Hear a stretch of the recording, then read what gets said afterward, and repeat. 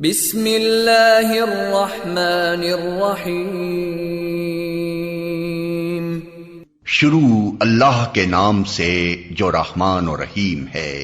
इक़रा बिस्मि रब्बिकल्लज़ी खलक़। पढ़ो ए नबी अपने रब के नाम के साथ जिसने पैदा किया। खलक़ल इंसान मिन अलक़। जमे हुए खून के एक लोथड़े से इंसान की तख्लीक की। इक़रा व रब्बुकल अकरम। पढ़ो और तुम्हारा रब बड़ा करीम है। अल्लज़ी अल्लम बिल क़लम। जिसने कलम के जरिए से इल्म सिखाया। अल्लमल इंसान मा लम यअलम। इंसान को वो इल्म दिया जिसे वो न जानता था। अस्सलामुअलैकुम। बिस्मिल्लाहिर्रहमानिर्रहीम। हम अपनी जमात का आगाज़ अल्लाह पाक के बाबरकत नाम से करते हैं जो बहुत मेहरबान और नहायत रहम करने वाला है। ये आपकी 5वीं जमात है और इस वक्त आपका मुतालाती उर्दू का पीरियड है। हमारा ये जो वीडियो जो सेशन है ये 3rd सेशन है। इसकी हम पहली वीडियो बना रहे हैं, ठीक है। वैसे तो हम जो है 2nd सेमेस्टर फाइनल जो है वो ऑनलाइन पढ़ा चुके हैं, लेकिन आप लोगों की सहूलत के लिए, क्योंकि तमाम स्टूडेंट्स तो नहीं पढ़ पाए, तो आप लोगों की सहूलत के लिए वीडियो बनाई जा रही है और ताकि आप जो है वो अच्छी तरह स्टडी करें और एग्ज़ाम की अच्छे से तैयारी कर सकें, ठीक है। 1st semester 2nd semester mid term तो हमने जो है वो फिज़िकल क्लासेस में पढ़ लिया था। हम भी थे, आप भी थे हमारे साथ। हमने स्कूल में जो है वो कंप्लीट कर लिया था, ठीक है। कॉपी भी आपकी कंप्लीट चेक हो गई थी, स्टैम्प भी हो गई थी, रिमार्क्स भी दे दिए गए थे आपको। हमने फाइनल जो है वो ऑनलाइन पढ़ा है, जो तमाम बच्चे नहीं पढ़ सके, तमाम स्टूडेंट जो है वो नहीं पढ़ सके। इस वजह से हमने आपकी जो 3rd जो सेशन जो है स्टार्ट किया है वीडियो का। इसकी आज आपकी पहली क्लास है। हम पूरी कोशिश करेंगे कि इन क्लासेस में आपका जो है तमाम रिवीजन हो सके, 2nd semester mid term and final, ठीक है। तो हम स्टार्ट करते हैं 2nd सेमेस्टर मिड टर्म को थोड़ा सा हम रिव्यू करते हैं। अब मिड टर्म में भी जो है आपको जो है वो रिडक्शन की गई है। जो आपको पहले कंटेंट दिया गया था और अब जो आपको कंटेंट दिया गया है उसमें आपने अंदाज़ा कर लिया होगा कि आपको जो है वो रिड्यूस करके जो है वो कंटेंट दिया गया है। तो अभी जो आपका एग्जामिनेशन कंटेंट है वो आप देखिए, अपने सामने रखिए और जो है फिर हम उसी की जो है तहत जो है वो रिव्यू करते हैं, उसको ही देखते हुए उसी को फॉलो करते हुए हम रिव्यू करते हैं। तो सबसे पहले हमने जो पढ़ी थी हम, वो इंक्लूड है आपके एग्जामिनेशन कंटेंट में, ठीक है। हम को सबसे पहले रिव्यू करते हैं। तो सबसे पहले तो आपको ये पता होना चाहिए कि हम किसे कहते हैं, ठीक है। नज़म है ये भी, लेकिन इसमें जो है वो इसको उन्वान दिया गया है हम का। अब आप हम किसे कहते हैं, हम का पता चल जाएगा तो आप खुद समझ जाएंगे कि इस नज़म में जो है वो क्या है। तो हम जो है वो ऐसी नज़म जिसमें अल्लाह पाक की तारीफ बयान की जाए, हम कहलाती है, ठीक है। तो आपको अंदाज़ा हो गया कि इस नज़म में, तो पूरी नज़म में जो है वो अल्लाह पाक की जो है वो तारीफ जो है बयान की गई है, ठीक है। आप देख रहे होंगे, आप अपनी बुक भी खोल लें मेरे साथ ही, ठीक है। और आप पढ़ेंगे तो आपको अंदाज़ा हो जाएगा कि पूरी नज़म में जो है वो अल्लाह पाक की तारीफ़ की गई। और इस नज़म में जो है अल्लाह पाक की अज़मत और बड़ाई का बयान है कि उसने किस तरह से इस कायनात को बनाया और क्या क्या चीज़ें पैदा की हमारे लिए, ठीक है। पढ़ लेते हैं हम इसको एक दफ़ा। तारीफ़ उस खुदा की जिसने जहाँ बनाया है, ये जहाँ जिसने बनाया हम उसकी तारीफ़ कर रहे हैं, ठीक है। कैसी ज़मीं बनाई, क्या आसमां बनाया, पैरों तले बिछाया, क्या खूब फर्श खाकी, और सर पे लाजवर्दी एक साहिबा बनाया। लाजवर्दी एक नीले रंग का कीमती पत्थर होता है, ठीक है, उसको कहते हैं। तो सर पर नीले रंग का जो है वो लाजवर्दी साहिबा बनाया। साहिबा आप देखिए, शेल्टर को कहते हैं, शामियाना शेल्टर, ठीक है ना, या सायादार छप्पर, ये जो है इसके मीनिंग होंगे। तो आसमान आप देख रहे हैं हमारे सर पर एक शेल्टर की तरह है, और किस रंग का है ये, लाजवर्दी, ठीक है। लाजवर्दी नीले रंग का एक कीमती पत्थर होता है, उस रंग का है ये। खुश रंग और खुशबू, गुल फूल हैं खिलाए, गुल भी फूल को ही कहते हैं, ठीक है। गुल फूल हैं खिलाए, इस खाक के खंडर को क्या गुलिस्तान बनाया। हर तरफ मिट्टी मट्टी थी, जंगल ही जंगल था, लेकिन अल्लाह पाक ने इसमें खूबसूरती पैदा की। किस तरह से, खुश रंग और खुशबू, गुल फूल हैं खिलाए, यानी कि कलर भी बहुत खूबसूरत फूलों के और खुशबू भी बहुत अच्छी, ठीक है। इस तरह से इस खाक के खंडर को जो है वो अल्लाह पाक ने बाग बनाया। गुलिस्तान कहते हैं जहाँ फूलों का एक गुलिस्तान, जहाँ फूलों की जगह, तो बाग ही कहेंगे हम उसको। वहाँ बाग में जाते हैं तो हम फूल ही फूल नजर आते हैं हर तरह के। तो मेवे लगाए क्या क्या, खुश जायका रसीले, चखने से जिनके मुझको शीरी दहा बनाया। ज़ाहिर फल जो है इतने मीठे, इतने जायकेदार, इतने रसदार कि हम उसको चखते हैं तो हमारी ज़बान मीठी हो जाती है। शीरी दहा बनाया, हमें अच्छा मीठा बोलने वाला बनाया, यानी कि हमें खुश अखलाक बनाया। सूरज बना के तूने रौनक जहाँ को बख्शी। ज़ाहिर सूरज नहीं होता तो हर तरफ अंधेरा ही अंधेरा होता, हम कुछ देख ही नहीं पाते, है ना। तो सूरज बना के तूने रौनक जहाँ को बख्शी, रहने को ये हमारे अच्छा मकान बनाया। ये जो ज़मीन है, ये जो दुनिया है, जो जहाँ बनाया अल्लाह पाक ने हमारे लिए बहुत अच्छा बनाया है रहने के लिए। ये प्यारी प्यारी चिड़ियाँ फिरती हैं जो चहकती, कुदरत ने तेरी इनको तस्बीह ख्वाह बनाया। आप देखते हैं ये चिड़ियाँ जो है किस कदर चहचहाती हैं, सुबह ही सुबह अल्लाह पाक का जिक्र कर रही होती हैं। तो वही बताया है कि कुदरत ने तेरी इनको तस्बीह ख्वाह बनाया। ये भी अल्लाह पाक की इबादत करती हैं। सुबह ही सुबह इनकी चहकार सुने, कितनी खूबसूरत और कितनी मीठी लगती है। आबे रवा के अंदर मछली बनाई तूने। आबे रवा यानी कि बहता हुआ पानी, बहते हुए पानी में अल्लाह पाक ने मछलियाँ बनाई और मछली के तैरने को आबे रवा बनाया। दोनों एक दूसरे के लिए लाजिम और मलजूम है। मछली के लिए पानी और पानी के लिए मछली। अल्लाह पाक का सिस्टम हर चीज़ से है तेरी कारीगरी टपकती, यानी कि दुनिया की किसी भी चीज़ को देखेंगे कि तो आपको अल्लाह पाक की कारीगरी नजर आएगी, यानी कि उनका काम नजर आएगा कि क्या चीज़ बनाई अल्लाह पाक ने। ठीक है ना, हम देख के हैरान हो जाते हैं। हर चीज़ से है तेरी कारीगरी टपकती। कारीगरी काम, कारीगर काम करने वाले को कहते हैं और कारीगरी उसका काम, किया हुआ काम। ये कारखाना तूने कब रायगा बनाया, यानी कि एक कारखाने की तरह है कि जहाँ हर चीज़ बनती ही चली जा रही है ना। तो जिस तरह से दुनिया में आप देख रहे हैं कि चीज़ें बनती चली जा रही हैं, हम नई से नई चीज़ जो है वो देखते चले जा रहे हैं। तो ये कारखाना तूने कब रायगा बनाई है। जो दुनिया बनाई है अल्लाह पाक ने बेमकसद, बेकार नहीं बनाई है, इसका कोई ना कोई मकसद है। ठीक है, जिसे हमें समझना होगा।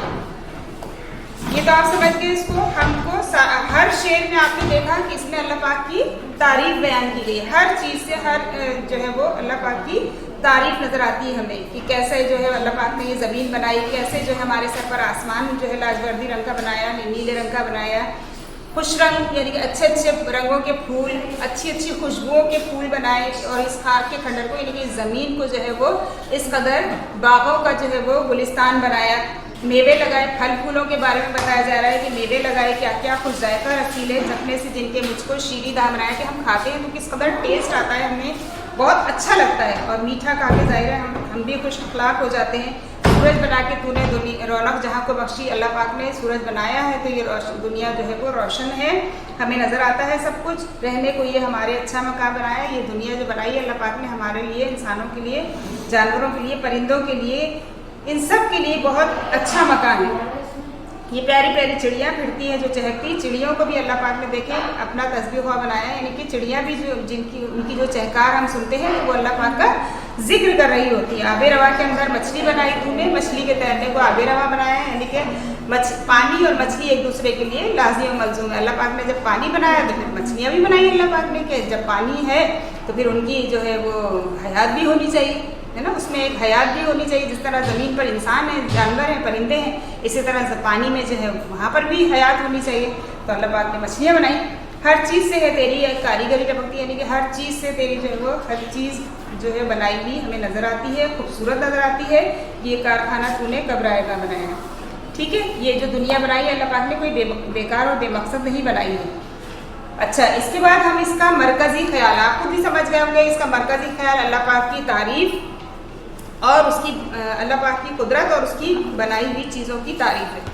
आप अपनी कॉपी खोल के बैठेंगे तो आपको सारी एक्सरसाइज मिलेंगी इसमें। ठीक है, अच्छा,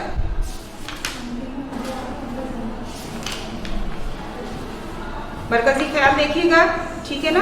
उसके बाद एक क्वेश्चन हमने एक्सरसाइज के क्वेश्चन जो है वो छोड़ दिए थे इसमें, लेकिन फिर भी बहुत इजी क्वेश्चन है, अगर आप कर सकते हैं तो कर लीजिएगा। इस हमद में अल्लाह की बनाई हुई 5 चीज़ों के नाम हैं।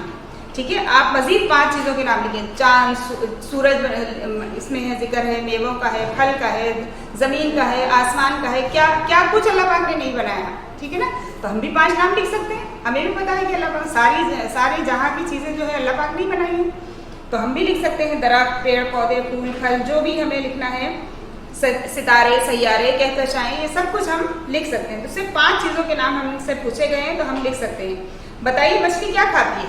मछली छोटी मछलियों को राबी पौधे खाती है, यकीनन यही खाती होगी ना, पानी में रहती है तो पानी की चीज़ें ही यूज़ करती है वो। रसीले फल वो होते हैं जिनमें मीठा रस होता है। आप ऐसे 3 फलों के नाम बताइए। बताइए। आम है, अंगूर है, ठीक है ना, सेब है, कीनू है, ये सारे फलदार वो रसदार जो है वो फल हैं।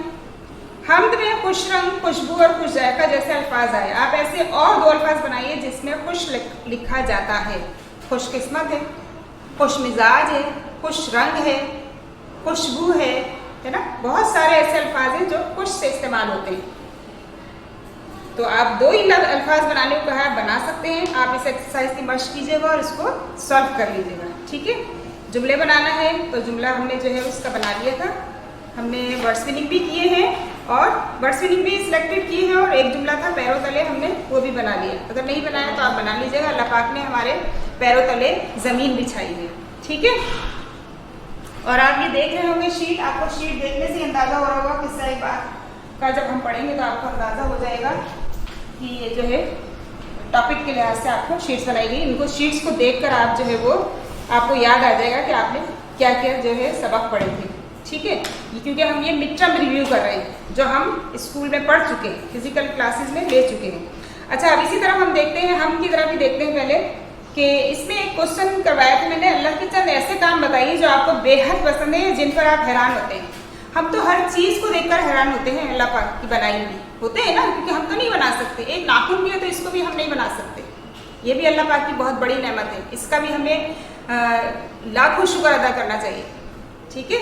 और अल्लाह पाक की हर नेमत का, हर दी हुई चीज़ का जो है हमें हर वक्त जो है वो शुक्र अदा करते रहना चाहिए, क्योंकि ये कोई और नहीं दे सकता हमें, ठीक है ना।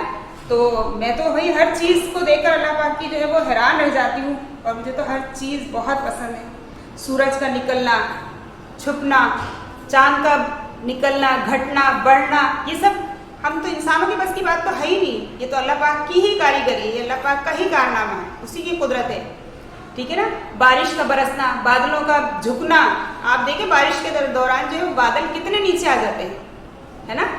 तो ये सब क्या है? ये अल्लाह पाक की कुदरत है। हवाओं का चलना, हम ऐसे भी एक कमरे में हवा लेने के लिए जो 4 फैन लगा लेते हैं, तब भी हमें हवा प्रॉपर नहीं मिल रही होती। और अल्लाह पाक देखे सारी दुनिया को जो हवा पहुंचा रहा है, ठीक है ना, हवा चल रही है, सबको लग रही है, लेकिन जो है ये इंसान की बस की बात नहीं है। तो मैं तो इन सब चीज़ों को देख के हैरान होती हूँ और हर इंसान ही मेरे ख्याल से हैरान होता होगा, आप भी हैरान होते होंगे। सितारों का चमकना, कोई आसमान पे चढ़ के कोई चीज़ चमका सकता है? बल्ब लगा सकता है? कोई नहीं लगा सकता। ये तो अल्लाह पाक की कुदरत है कि सितारे चमक रहे हैं आसमान पर, हवाएं चल रही हैं, चांद का घटना बढ़ना, सूरज का दुनिया को रोशन करना।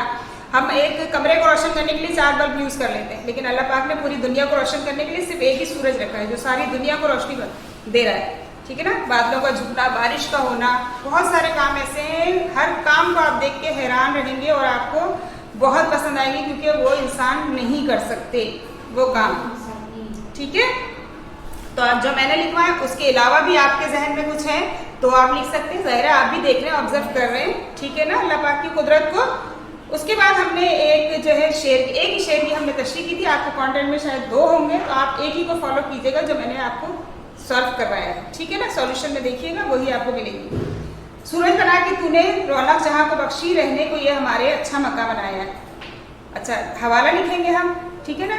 तो हवाला आप आराम से लिख सकते हैं। ये शेर हमसे लिया गया और इसके शायर सबको पता है, इस्माइल मिल्टी। हम इनके बारे में अच्छी तरह से याद भी कर चुके हैं, इनका एक छोटा सा हमने इंट्रोडक्शन याद किया है, ठीक है। तशरीह इस शेर में शायर अल्लाह पाक की अज़मत की तारीफ बयान करते हुए बता रहे हैं कि अल्लाह पाक ने सूरज बना के दुनिया को रोशन किया और दुनिया और उसकी हर चीज़ को आबाद किया। ज़ाहिर सूरज की वजह से ही है ना, और हमारे रहने के लिए बहुत अच्छी जगह बनाई है, ठीक है।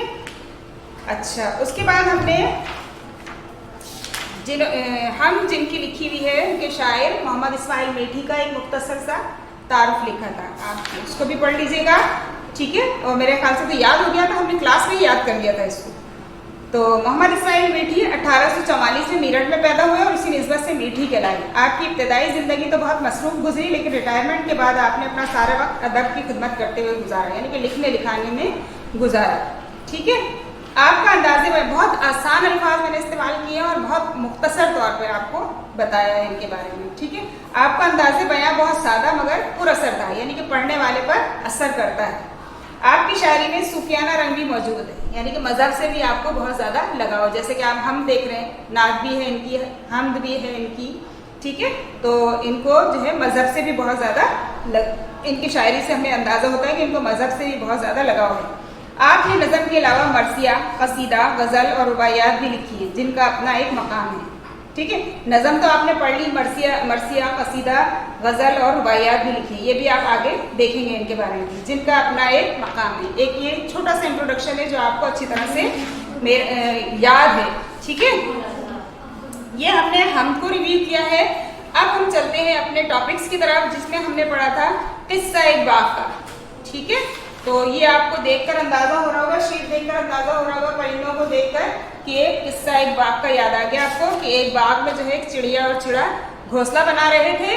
तो वहां पर जो है वो उन्हें खिड़की से जो है आमिर की मेज पर एक कागज का टुकड़ा रखा दिखाई दिया। तो क्या किया थे, चिड़िया वो कागज का टुकड़ा जो है वो उठाकर ले आई बाहर और उसने देखा कि कागज पर एक तस्वीर बनी है जिसमें एक काली चिड़िया बैठी है, अपने घोंसले में बैठी है।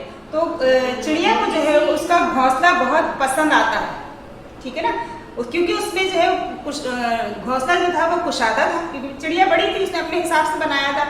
घोंसला कुशादा था यानी कि बड़ा था और जो है उसमें हर चीज हम रंग थी, और रंग कौन सा था, नीले रंग की थी।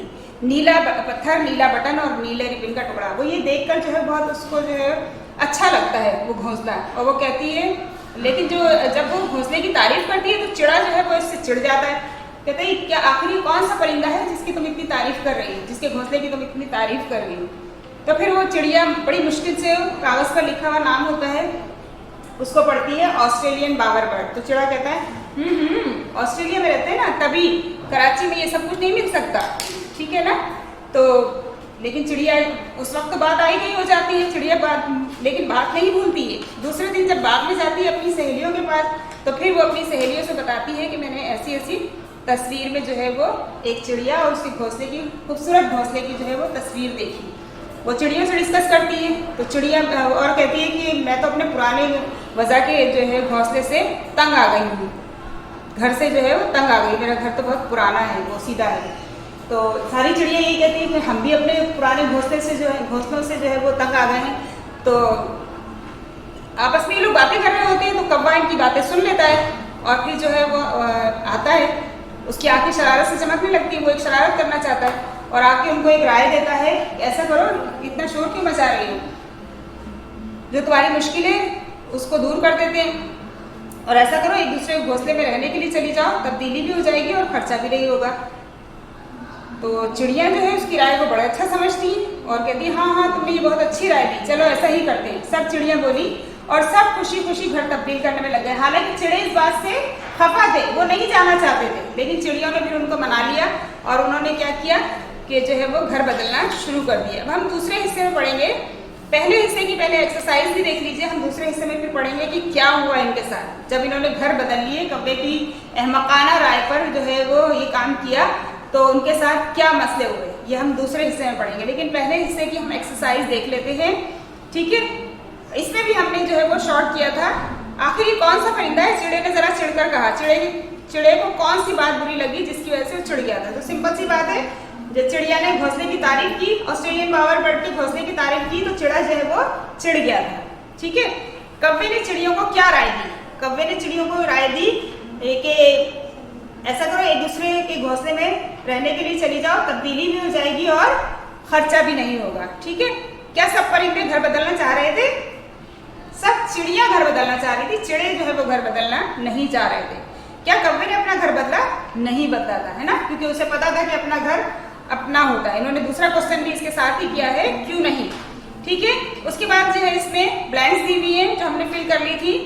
शेर डैश है और शेरनी मादा है, तो शेर नर है, अगर किसी ने फिल नहीं की तो मेरे साथ साथ कर लीजिए, ठीक है। इस तरह हर जानवर की दो जिनसें होती हैं, जैसे हिरन और हिरनी, चिड़ा और चिड़िया। अब इसके बाद नंबर 1 है, जब मैंने हामिद से पूछा कि दावत में तुमने बिरयानी खाई, तो उसने डैश कर जवाब दिया, आह भर कर, भर कर जवाब दिया। जब मैं पहुंचा तो बिरयानी खत्म हो चुकी थी।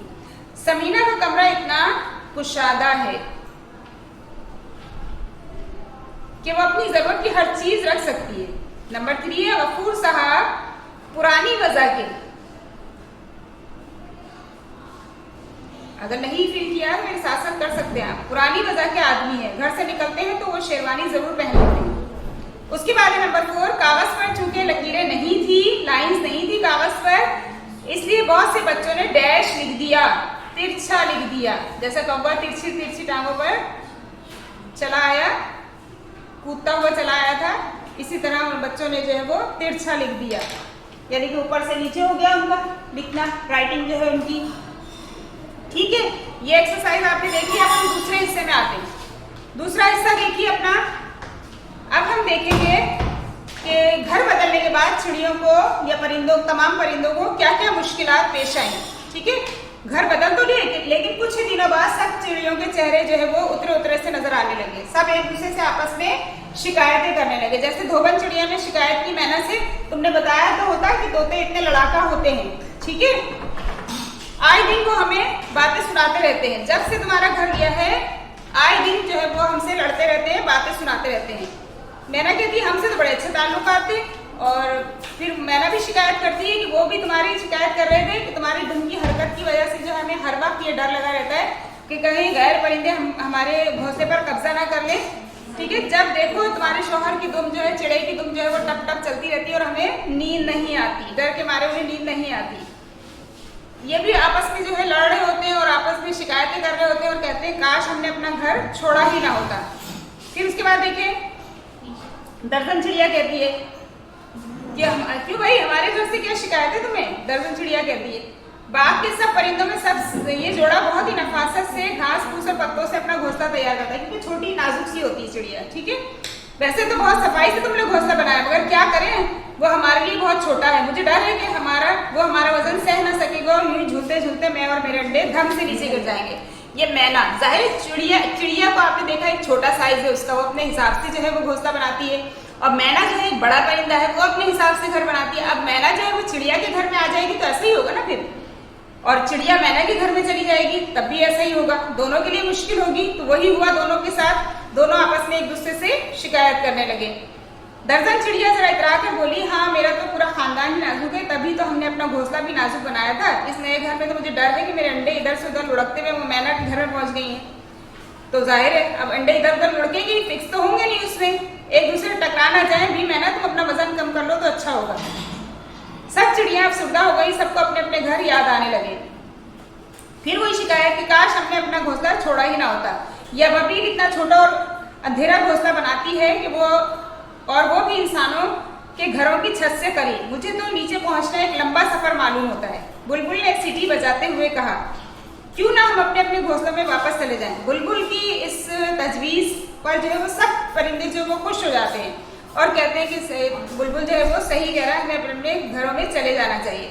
कौवा जो करीब की टहनी में बैठा ये सब बातें सुन रहा था, कहने लगा बस भर गया दिल, अरे बेवकूफो अपना घर आखिर अपना होता है। यानी कि उसने एहसास दिलाया कि अपना घर जो है वो अपना होता है, और उस कौवे के एहसास दिलाने से पहले ही उन्हें जो है वो इतनी मुश्किलात उठाने के बाद जो है एहसास हो गया था कि अपना घर जो है वो अपना होता है, क्योंकि अपने घर में हर चीज जो है वो अपनी पसंद और जरूरत के मुताबिक होती है। हम भी अपने घर में कोई चीज रखते हैं तो वो अपनी पसंद से रखते हैं और अपनी जरूरत के हिसाब से रखते हैं।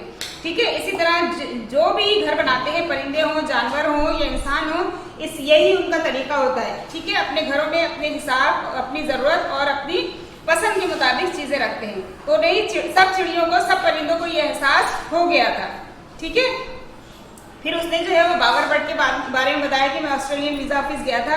ये तो एक फर्जी बात है, कोई भी परिंदा जो है वो जमीन पर घर नहीं बनाता है। जैसा कौवे ने कहा कि मैं वहां गया था तो वहां मुझे पता चला कि वो तो बड़ा डाकू है, नीले रंग का दीवाना है, कहीं भी नीली चीज नजर आ जाती है तो उसे उठा लेता है वो और अपने घोंसले में सजा लेता है। जहां जहां जाता है, जहां जहां घोंसला बनाता है, पीछे पीछे पुलिस आती है। घोंसला किसी महफूज पेड़ पर भी नहीं बनाता, जमीन पर झाड़ियों के अंदर बनाता है। ऐसा नहीं हो सकता, परिंदे जमीन पर कभी घोंसला नहीं बनाते। ठीक है, सांप बिच्छू सभी आसानी से आ सकते हैं। तो ये सारी बातें सुनकर जो है चिड़िया और भी सहम जाती है, डर जाती है, और फिर उन्हें और ज्यादा अपने घर जो है वो आरामदेह और अच्छे मालूम होने लगते हैं। तो वो जो है अपने घरों में वापस आ जाती हैं। ठीक है, आपने देखा कि कौवे की ये गलत राय से जो है वो कितनी डिस्टरबेंस हुई कि तमाम परिंदे जो है वो एक दूसरे से लड़ने लगे, एक दूसरे से शिकायतें करने लगे और मुश्किल में पड़ गए। ठीक है ना, क्योंकि जाहिर है उनके घर एक दूसरे के लिए जो है वो बिल्कुल ही गैर महफूज थे, गैर आरामदेह थे, कोई आराम नहीं मिल रहा था उनको। छोटे परिंदे बड़े घोंसलों में आ गए, बड़े घोंसलों वाले परिंदे छोटे घोंसलों में चले गए, तो वो बड़ी मुश्किल में पड़ गए। ठीक है ना, तो इसलिए हमें अपने घर की अहमियत का अंदाजा होना चाहिए। हर शख्स अपने घर की अहमियत जानता है, क्योंकि हम कहीं भी हो जब अपने घर में आते हैं तो हमें बहुत सुकून मिलता है। ठीक है, ये हमारा हो गया। हम इसकी दूसरी एक्सरसाइज देख लेते हैं। इसमें भी हमने रिड्यूस किए थे क्वेश्चन, फिर भी मैं आपको बता देती हूँ। धोबन चिड़िया को अपने नए घर से क्या शिकायत थी? धोबन चिड़िया को अपने नए घर से ये शिकायत थी कि तोते जो है वो, उनके जो पड़ोसी तोते थे वो बहुत लड़ाका थे और आए दिन जो है वो उनको बातें सुनाते रहते थे, यानी कि लड़ते रहते थे, आए दिन उनको डांटते रहते थे। दूसरा है, मैना को नए घर में क्या तकलीफ थी?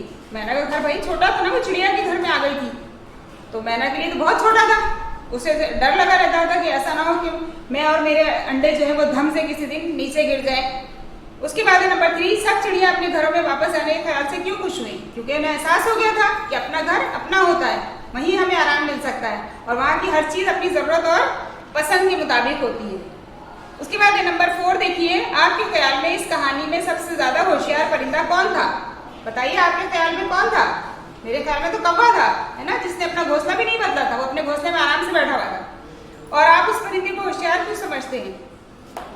क्योंकि उसे पता था कि ये सब जो है वो बहुत परेशान होंगे इधर उधर जाके। उसे एहसास था कि अपना घर जो है वो अपना होता है। चालाक था वो, उसने ये हरकत नहीं की। ठीक है,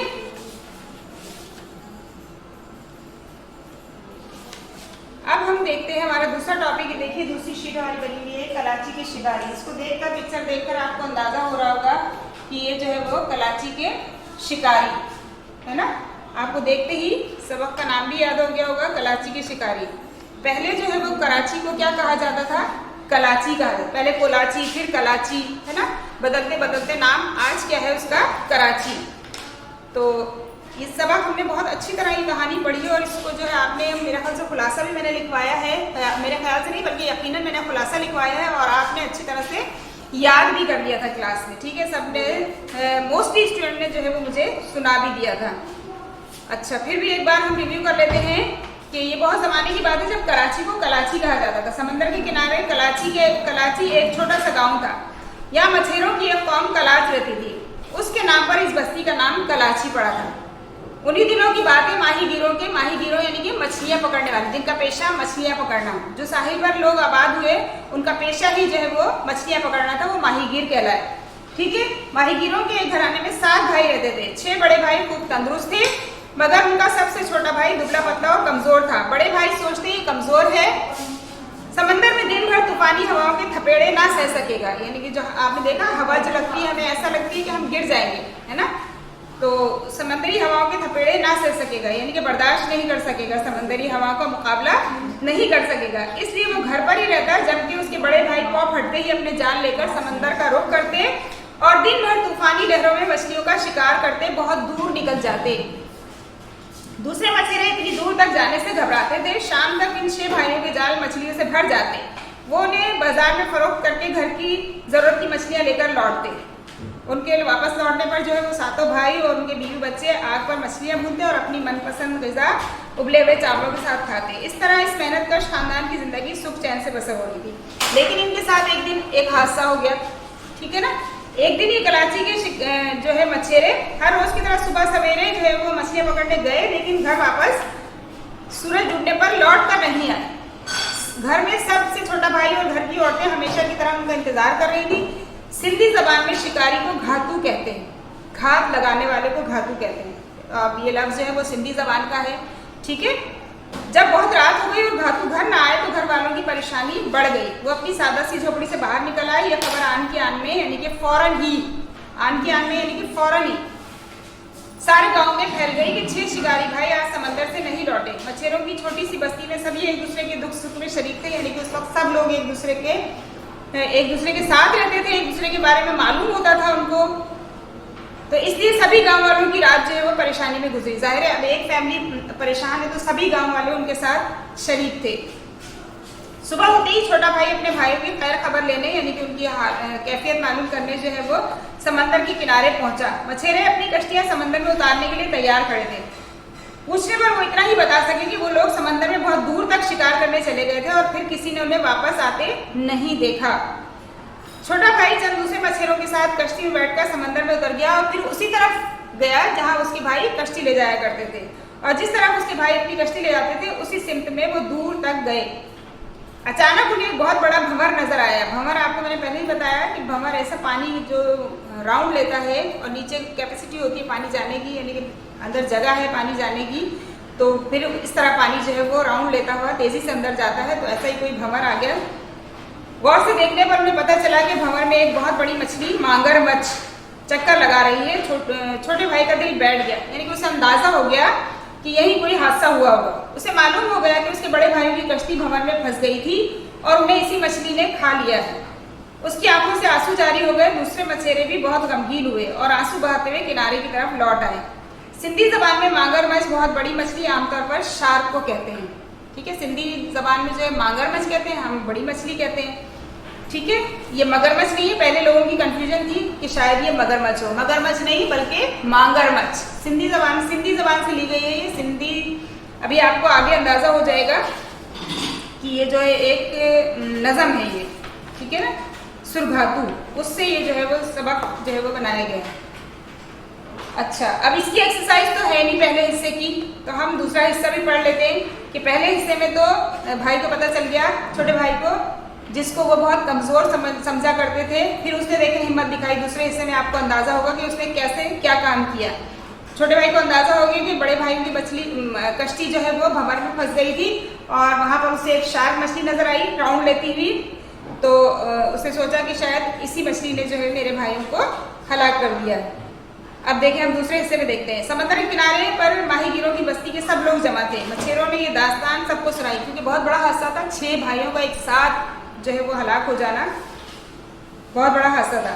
हम सब बेबस हैं, शार्क मछली बहुत बड़ी और खतरनाक है, ये हमें खा जाएगी। मछलियां नहीं पकड़ेंगे तो हम सब भूखे मर जाएंगे। यानी कि दोनों तरफ उन्हें मौत नजर आ रही थी। अगर नहीं जाएंगे समंदर पर, मछलियां नहीं पकड़ेंगे तो भूखे मरेंगे, और जाएंगे तो वो शार्क मछली का शिकार हो जाएंगे।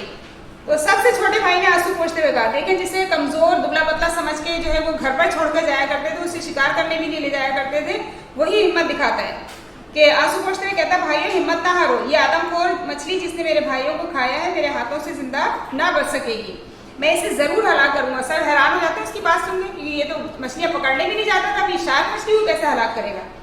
और समंदर सब मछेरों के लिए दोबारा महफूज बन जाएगा। तमाम मछेरे छोटे भाई की बात सुनकर उसे हैरत से देखने लगते। जाहिर है हैरानगी वाली बात थी ना कि बड़े भाई तो ये सोचते कि ये तो समंदरी हवाओं का भी मुकाबला नहीं कर सकता, तो ये मछलियां कैसे पकड़ेगा और समंदर में किस तरह से जो है वो सरवाइव करेगा। अच्छा, तो फिर जो है वो सब हैरान होकर उसे देखते हैं। तमाम मछेरे छोटे भाई की बात सुनकर उसे हैरत से देखने लगे। उन्होंने कहा, तुम तो खुद इतने दुबले पतले और कमजोर हो, तुम भला इस मछली को कैसे मार सकोगे। छोटे भाई ने कहा, मुझमें जिस्मानी ताकत नहीं तो क्या हुआ, मैं इस मछली को अपनी अक्ल और तुम सबकी मदद से मार डालूंगा। आप देखें कि अब यहाँ आपको सबक मिल रहा है कि जरूरी नहीं कि इंसान बहुत सेहतमंद हो तभी उसको अकल होगी, बल्कि अल्लाह पाक ने अकल तो सबको दी है, भले वो कमजोर हो या सेहतमंद हो, ठीक है ना, अपनी अकल से काम कर सकते। आप फिजिकली अगर फिट नहीं है तो कम से कम आप जो है वो अपनी अकल से जो है वो अपने जहन से काम कर सकते हैं, ठीक है। तो इसी तरह इस छोटे भाई ने भी किया कि मुझमें जिस्मानी ताकत नहीं तो क्या हुआ, मैं इस मछली को अक्ल और तुम सबकी मदद से मार डालूंगा। छोटे भाई की बात सुनकर मछेरों की हिम्मत बनी, उन्हें कुछ हौसला हुआ कि शायद ये कुछ करे। फिर भी उनकी समझ में ना आया कि वो मछली को किस तरह मार सकेंगे। आखिर छोटे भाई ने उन्हें एक तरकीब बताई। अब उसने देखे सोचा अपने जहन से कि मुझे क्या करना चाहिए। अब सोच के वो बता रहा है, एक तरकीब बता रहा है। सब मछेरों ने मिलकर एक लकड़ी और बांसों का बहुत बड़ा पिंजरा तैयार किया। इस पिंजरे में उन्होंने लंबे लंबे तेज धार नोकदार भाले लगाए। भाले समझते हैं ना, एक स्टिक होती है उसका खंजर लगा हुआ होता है, और पिंजरे को मोटे रस्सों से बांधकर समंदर में डाल दिया। यानी कि पिंजरा सेफ है, मोटे मोटे रस्सों से बंधा हुआ है, अगर उसमें कोई मसला होता है तो फौरन ये जो है बाहर जो मछेरे खड़े पिंजरे को बाहर रस्सियों से निकाल लेंगे। तो इस तरह से उसने जो है वो एक पिंजरा बनाया, बहुत बड़ा सा पिंजरा बनाया, खुद भी उसमें बैठ गया और उसमें नोकदार भाले भी लगा दिए चारों तरफ कि मछली कहीं से भी आकर अगर हमला करती है तो खुद ही वो जख्मी होगी, वो तो पिंजरे में सेफ है, ठीक है ना। छोटा भाई अकेला पिंजरे में एक बड़ा सा भाला लेकर बैठ गया और पिंजरे को मछली की तरफ कश्ती की तरह खेता हुआ ले चला। जिस तरह से हम चप्पू से कश्ती चलाते हैं इसी तरह से उसने पिंजरे के साथ भी किया कि पिंजरे को जो है वो खेता हुआ मछली की तरफ ले गया। जब मछली ने एक इंसान को अपनी तरफ आते हुए देखा तो तेजी से अपने खौफनाक जबड़े खोलकर उसकी तरफ लपकी। जैसे ही वो पिंजरे के नजदीक आई, पिंजरे में लगे हुए नोकदार भालों ने उसके बदन को छेद डाला, यानी कि जख्मी कर दिया। जाहिर है वो भाले लगे उसके गोश्त में तो सुराख हो गए होंगे, छेद डाला यानी कि सुराख कर दिए, ठीक है। गोश्त बहुत सॉफ्ट होता है, मछली का नरम होता है, तो जो है वो मछली जो है वो पुनः हो गई। छोटे भाई ने रस्से हिलाकर किनारे पर खड़े हुए मच्छरों को इशारा दे दिया। उसने बता दिया कि ये काम हो गया है, ठीक है ना। अब वो इशारा दे दिया, वो मच्छरों ने जो है वो रस्से खींचने शुरू कर दिए। मछली भी पिंजरे के साथ साथ भालों में फंसी हुई चली आई। अब जाहिर है नोकदार लंबे लंबे भाले लगे हुए थे, तो मछली बिल्कुल आकर उसमें फंस गई।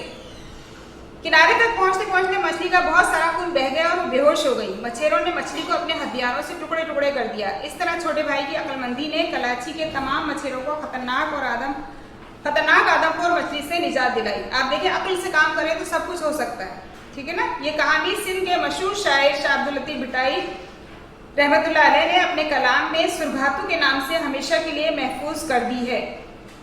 उनका कलाम आज भी पढ़ा और गाया जाता है। मैंने आपको बताया ना ये एक नज़म है और इसको सबक की सूरत दी गई है और सबक लिखा है,